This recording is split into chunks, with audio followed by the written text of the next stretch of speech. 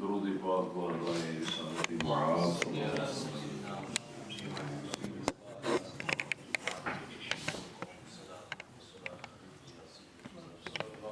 نحمده ونصلي ونسلم على رسوله الكريم أما بعد فأعوذ بالله من الشيطان الرجيم بسم الله الرحمن الرحيم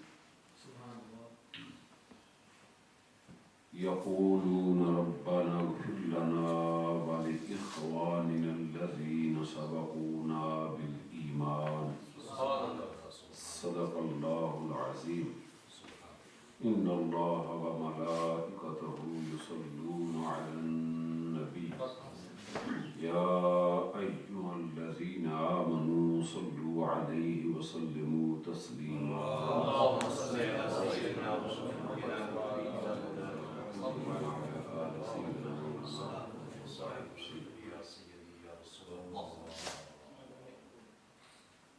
میرے نہایت ہی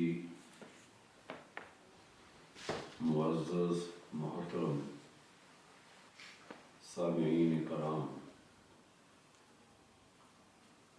آج کی اس مجلس میں قلبی راحت محسوس کر رہا ہوں کہ ہمارے اہل سنت کے یہ اونہار نوجوان اپنے مسلک کو، اپنے عقیدے کو سمجھ کر اس کی تبلیغ کر رہے ہیں. اللہ کریم اپنے فضل سے اور اپنے حبیب صلی اللہ علیہ وسلم کے وسیلہ سے اس گلشن کو ہمیشہ سرسبز و شاداب رکھے اور اسے آباد رکھے. گزارش یہ ہے کہ کافی دیر سے آپ حضرات بیٹھے ہیں. میرے ان عزیزوں نے صحابہ اکرام رضوان اللہ تعالی علیہم اجمعین اور آل بیت اطہار کی بارگاہ میں اپنی وسعت علمی کے مطابق جو نذرانہ پیش کیا ہے اس سے ہمارے قلوب شاد ہوئے. الحمدللہ یہی اہل سنت کا عقیدہ ہے. ہمارے اندر افراد اور تفریق کی کوئی بات نہیں. صحابہ کرام کی عزت و احترام ہمارا ایمان ہے اور آل رسول سے محبت بھی ہمارا ایمان ہے. مجھے بڑے مختصر سے وقت میں اصحال ثواب کی سلسلہ میں چند گزارشات کرنے کا حکم ارشاد فرمایا ہے. میں اپنی نالج کے مطابق قرآن و حدیث کی روشنی میں چند باتیں آپ حضرات کے گوش گزار کرنے کی سعادت حاصل کروں گا. اللہ تعالی مجھے اور آپ سب کو عمل کی توفیق عطا فرمائے. ایصال ثواب. ایصال کا معنی ہوتا ہے پہنچانا، دینا کسی کو، اور ثواب یہ ہے کہ کوئی اجر بدلہ کسی کو دینا. تو ایصال ثواب وہ لوگ جو ہم سے پہلے ایمان کی سلامتی کے ساتھ اس دنیا سے چلے گئے ہیں، ان کے لیے بخشش کی دعا کرنا، یہ ایصال ثواب ہے. اور اللہ تعالیٰ نے اسے قرآن میں مستحسن بیان فرمایا ہے. بہت اچھا عمل ہے اور ایمان والوں کی یہ علامت و پہچان ہے. مومن ایسا کرتے ہیں. عبادت جب انسان کرتا ہے تو اس پر اجر و ثواب اللہ کی بارگاہ سے عطا ہوتا ہے. وہ عبادت پر جو اجر جو ثواب ملتا ہے وہ آدمی کئیوں کو تقسیم کرتا رہے تو اس کے اپنے ثواب میں کمی واقع نہیں ہوتی.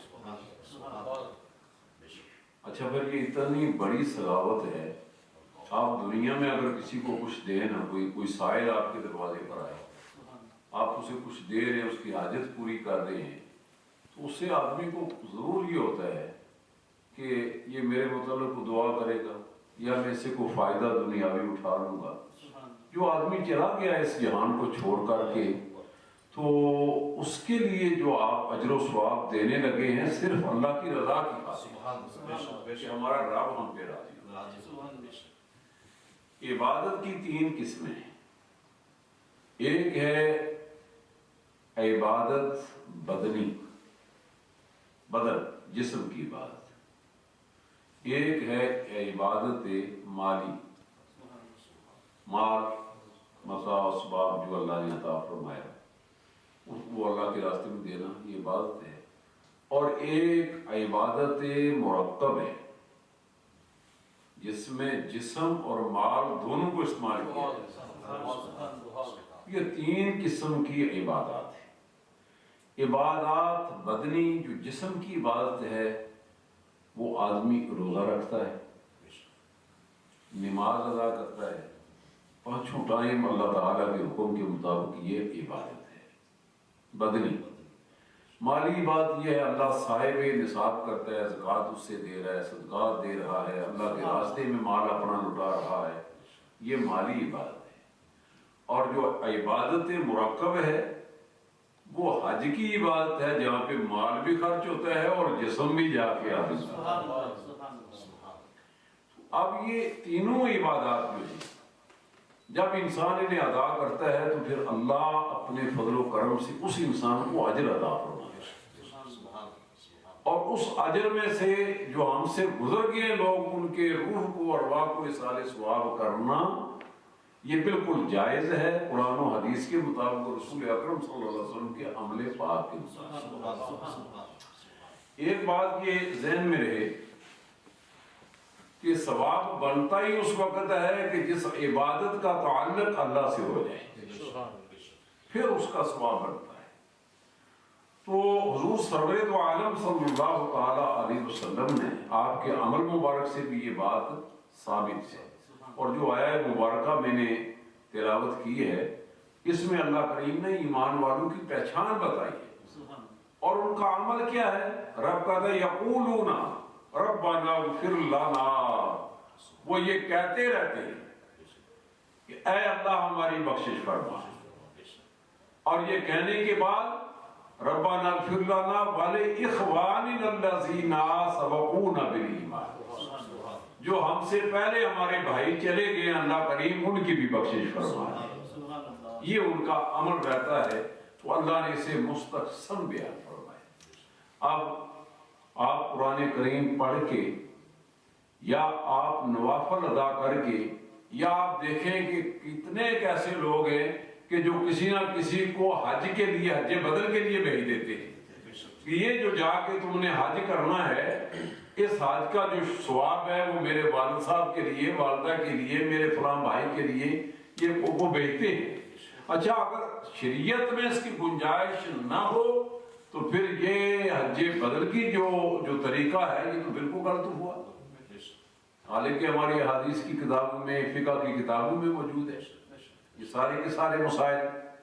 تو گویا عبادات کا ثواب ملتا ہے۔ آپ دیکھیں، آپ مشکات شریف میں ایک روایت آتی ہے، سرور دو عالم صلی اللہ تعالی علیہ وسلم آپ تشریف لے جا رہے تھے، اور آپ کا گزر 2 قبریں تھیں ان کے قریب سے ہونے لگا، اور جب ان سے گزرتے ہوئے جس سواری پر آپ سوار تھے، اس سواری نے ان قبروں کے اندر جنہیں عذاب ہو رہا تھا انہیں دیکھ لیا، اور وہ اتنی ڈر گئی سواری جس پر حضور موجود ہے، تشریف فرما ہے، اور ڈر کے وہ یوں کانپی کہ حضور نبی اکرم صلی اللہ علیہ وسلم کا قریب تھا کہ آپ زمین پر آ جاتے، اتنا وہ ڈر گئی۔ دعا کیجئے گا اللہ عذاب قبر سے۔ میرے بزرگوں، میرے بھائیوں، ہم بھول گئے، بالکل ہم بھول چکے ہیں، نہ ہمیں قبر کا احساس ہے، نہ ان راستوں کا احساس ہے، بہت مشکل راستے ہیں، تو ان کے لیے ہمیں تیاری کرنی ہے۔ ہم وقت اپنی گفتگو میں، اپنے عمل سے یہ ثابت کرنا چاہیے کہ خدا کا خوف ہے، یہی پہچان ہے ایک مومن کی۔ جب بات کرنے لگے ہو تو اللہ تعالیٰ کے خوف، اس کے ڈر کی لاٹھی سر پر ہونی چاہیے کہ میں کوئی بات غلط نہ کر جاؤں۔ اب اس سواری نے دیکھا تو اگر سواری جس پر رسول اللہ سوار ہیں وہ دیکھ رہی ہے قبر کے اندر کے رات، تو رسول اللہ کو معلوم نہیں ہے؟ حضور کی برکت سے وہ زمین کے اندر کی چیزیں سواری دیکھ رہی ہے، یہ سرکار کی برکت ہی ہے۔ یہ مشکوٰۃ شریف میں یہ موجود ہے رواج، اور مشکوٰۃ شریف کی جتنی شروع ہے ان کے اندر بھی یہ موجود ہے۔ اب حضور سرور دو عالم صلی اللہ تعالی علیہ وسلم نے، ہمارا الحمدللہ یہ عقیدہ ہے کہ حضور عالم دنیا میں رہ کر عالم برزخ والوں کے حالات کو جانتے ہیں، اور جب حضور وہاں تشریف لے گئے تو پھر دنیا والے جو غلام ہیں آپ، حضور ان کے حالات سے آتا۔ میں نے ایک حدیث پاک پڑھی ہے، نبی اکرم صلی اللہ علیہ وسلم نے فرمایا کہ ہر روز میرے امتیوں کے اعمال مجھے پیش کیے جاتے ہیں، جب میں اچھے عمل دیکھتا ہوں تو خوش ہوتا ہوں۔ بڑے خوش نصیب وہ مسلمان ہیں کہ جن کے اعمال کو دیکھ کر رسول اللہ کو مجھے قدر آتا ہے، اور کتنے بد نصیب وہ ہیں کہ جب برے عمل حضور کی بارگاہ میں جاتے ہوں گے تو نبی پاک علیہ السلام نے دیکھ کر رنجیدہ خاطر ہوتے ہیں۔ علیہ باللہ من ذالک، حضور نبی اکرم صلی اللہ علیہ وسلم سواری سے نیچے آئے اور اپنے صحابہ سے یہ ارشاد فرمایا، کھجور کی ایک ٹہنی توڑ کے لیا۔ جب وہ ٹہنی لائی گئی تو اس کے دو حصے کیے، حضور علیہ السلام نے ایک حصہ ایک قبر پہ گاڑا اور آدھا حصہ دوسرے پہ گاڑ دیا، اور ساتھ یہ فرمایا صحابہ کو، جب تک یہ ٹہنیاں کھجور کی تر و تازہ رہیں گی، یہ اللہ کا ذکر کرتی رہیں گی، اور اس کا فائدہ ان قبر والوں کو یہ پہنچے گا کہ ان کے عذاب میں تخفیف ہو جائے گی۔ یہ سرکار کا عمل ہے، مشکوٰۃ شریف کے اندر یہ روایت موجود ہے۔ اچھا، اگر کھجور کی ٹہنیوں کے ذکر سے اللہ تعالیٰ نے فائدہ پہنچا رہا ہے تو ایک نیک متقی مسلمان جب خدا کا قرآن کسی قبر کے پاس بیٹھ کر پڑھتا ہوگا تو کتنا فائدہ اسے ہوگا۔ حضور کے عمل سے یہ بات ثابت ہو رہی ہے۔ اب حضور سرور دو عالم صلی اللہ علیہ وسلم نے ان دونوں کے متعلق یہ بھی بیان فرمایا کہ انہیں عذاب کیوں ہوا ہے۔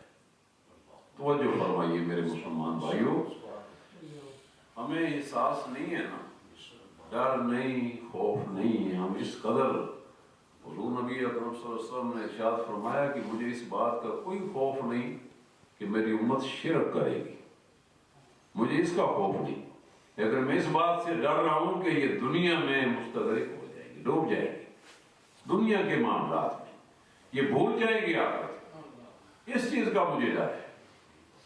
خوف اپنے اندر پیدا کرو، ڈر پیدا کرو۔ تو حضور نے فرمایا، آپ دیکھو ان کے عمل کیا تھے جن کی وجہ سے انہیں عذاب ہو رہا تھا، اور اتنا شدید عذاب۔ حضور نبی کریم علیہ السلام نے فرمایا، ایک تو وہ شخص ہے جو اپنی پیشاب کی چھینٹوں سے پرہیز نہیں کرتا، احساس نہیں۔ اب ہم مسلمان ہیں جہاں کھڑے ہوئے پیشاب کر رہے ہیں، اس کی چھینٹیں جسم پر پڑ رہی ہیں، طہارت اور پاکی کا کوئی احساس و خیال نہیں ہو رہا، پیشاب کی چھینٹوں کی وجہ سے وہ بچتا نہیں تھا، اس لیے عذاب ہو رہا تھا۔ اور فرمایا دوسرے کا عمل یہ تھا کہ یہ چغل خور تھا۔ چغل خور اسے کہتے ہیں کہ یہاں اس سے بات لی اور یہاں جو جا کے دوسرے کو بیان کر دی، اس سے شکایت کر دی، یوں ایک فتنہ اور فساد جو ہے سوسائٹی میں، معاشرے میں پیدا کرنے والا شخص، اللہ تعالیٰ نے اسے قبر میں پکڑ لیا، قبر میں عذاب کے اندر اسے مبتلا کر دیا، الیاذ باللہ من ذالک۔ یہ دونوں قبیح اور برے عمل ہیں۔ وہ بات میں یہ کر رہا تھا کہ ایصال ثواب جو ہے اس کا فائدہ نبی پاک علیہ السلام کے عمل مبارک سے یہ ہو رہا ہے کہ قبر والے کو جو چلا گیا دنیا سے اس کو ہوتا ہے، جب کوئی بھی انسان پڑھ کر کے اللہ کے کلام اپنی عبادات میں سے کوئی اسے بخشنا چاہے تو اللہ تعالیٰ اس تک اس کا ثواب پہنچاتا ہے۔ اب اسی طرح مشکوٰۃ شریف میں اور روایت بھی ہے اور بڑی مشہور ہے، حضرت سعد رضی اللہ تعالیٰ عنہ، آپ آپ نے حضور سرور دو عالم صلی اللہ علیہ وسلم کی بارگاہ میں قربان جاؤں صحابہ پر، اور حضور سے چھوٹی چھوٹی باتیں پوچھ لیتے تھے، اور وہ پوچھ کر کے ہمارے لیے آسانیاں پیدا کرتے، ہمارے لیے آسانیاں. یہ میں کہتا ہوں اتنا بڑا احسان ہے صحابہ کا کہ ہم قیامت تک اگر لگے رہے تو ان کا یہ احسان اپنے سر سے اتار نہیں سکتے. حضرت سعد نے پوچھا یا رسول اللہ فداک ابی و امی صلی اللہ تعالی علیہ وسلم، میری والدہ کا انتقال ہو گیا تو میں اپنی ماں کے ایصال ثواب کے لیے کچھ صدقہ کرنا چاہتا ہوں، تو آپ ارشاد فرمائیے کہ سب سے افضل صدقہ کیا ہے؟ اچھا صحابہ میں ایک بڑی بات تھی اور بڑی کمال کی بات ہے جو آج ہم میں وہ نظر نہیں آ رہی. جو بھی میں اب بڑھ کے بات نہیں کروں گا، وہ چھوٹا منہ اور بڑی بات ہو جاتی ہے، لیکن ہمارے اندر میں سمجھتا ہوں وہ بات ہے. وہ کیا ہے؟ ہماری یہ کوشش ہوتی ہے کہ ہر شخص مجھے دیکھے، میری بڑائی بیان کرے، میری اچھائیاں بیان ہوتی ہیں، یہ حضرت پیچھے نہیں. دوسرے کا یہ خیال ہے میں اس سے آگے بڑھتے ہوں. ہم اس مصیبت میں پڑے ہوئے. صحابہ کی جو ریس تھی وہ اس معاملے میں تھی کہ ہم نیکی میں اور اللہ کی رضا میں دوسرے سے آگے بڑھتے. وہ اس کوشش میں رہتے تھے کہ اگر عمر فاروق یہ کر رہے تو وہ صدیق کہتے ہیں میں ان سے پہلے کرنا ہے، عثمان غنی ان سے پہلے کرتے تھے. کیا کمال، کیسی سوچ تھی، اور کتنی پاکیزگی ان کی سوچ میں تھی، کیسی طہارت تھی ان کی سوچ میں.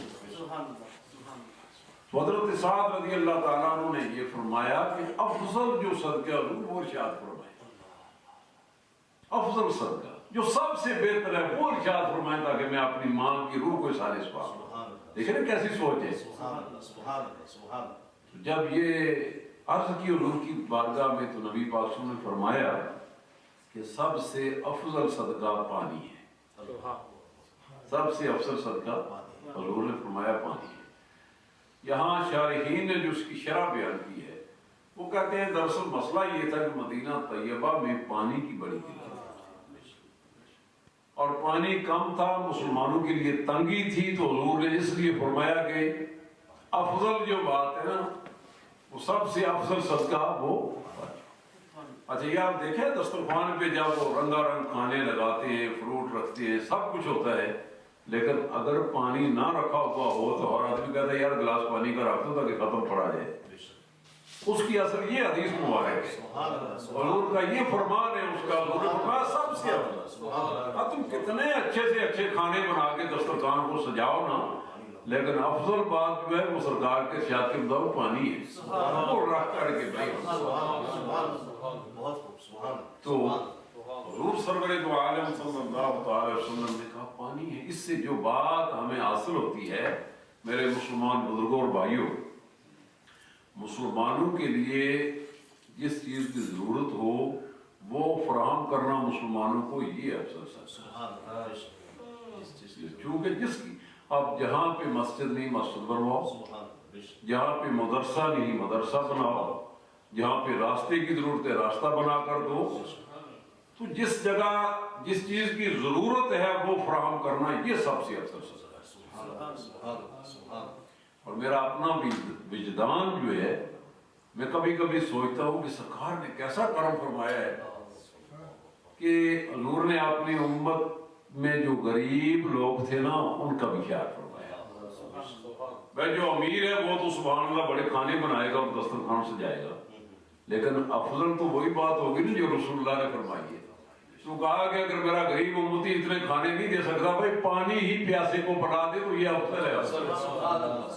نبی پاک علیہ السلام نے یہ حضرت سعد رضی اللہ تعالیٰ عنہ نے مدینہ طیبہ کے اندر ایک کنواں کھدوایا اور وہ کنواں کھدوا کر اپنے آپ بھی وہ مدینہ طیبہ کے اندر بیر سعد مشہور ہے اور اس وقت کتنے 100 سال صدیاں گزر گئی ہیں لوگ پانی پی رہے ہیں اس سے چل رہے.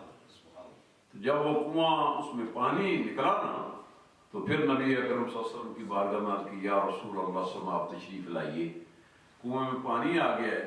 اچھا یہ بھی صحابہ کی سنت ہے کہ بزرگوں کو بلا لینا اور کسی کام میں شریک کر کے ان سے دعا کروا لینا. تو حضور صاحب کو آپ نے عرض کیا آپ تشریف لائیں. حضور جب وہاں پہ گئے دیکھا پانی، حضور نے اس سے پانی پیا لیکن حضرت سعد نے سرکار کی موجودگی میں یہ ارشاد فرمایا کہ ھذا البئر لأم سعد، یہ جو کنواں ہے نا یہ میں سعد کی ماں کے نامے لگوا رہا ہوں۔ لوگوں کو بڑی مصیبت بنی ہوئی ہے، جو شاید کسی کے نام لگ جائے تو وہ حرام ہو جاتی ہے۔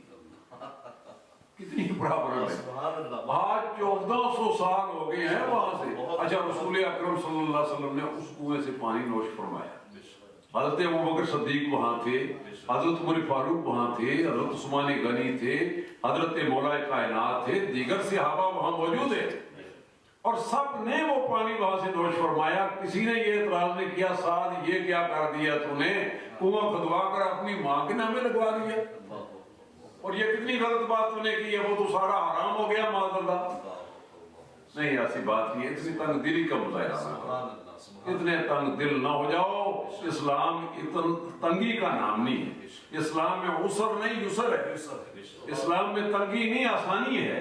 حضور سرور دو عالم صلی اللہ علیہ وسلم، اب کوئی آدمی اگر یہ کہتا ہے جی میں فلاں چیز اپنی والدہ کے نام، اپنے والد کے نام، اپنے دادا کے نام لگوا رہا ہوں، بنوا رہا ہوں، تو اس میں کوئی جرم نہیں ہے۔ آپ نے یہ دیکھا ہوگا یہ مسجدیں ہماری، یہ کتنے لوگوں کے نامے لگی ہوئی ہیں، تو پھر تو اگر یہی مسئلہ سامنے آ گیا کہ جناب کسی کے نام کو شاید لگ جائے تو وہ حرام ہو جاتی ہے، تو پھر ان میں نمازی کس طرح جائز ہوگی؟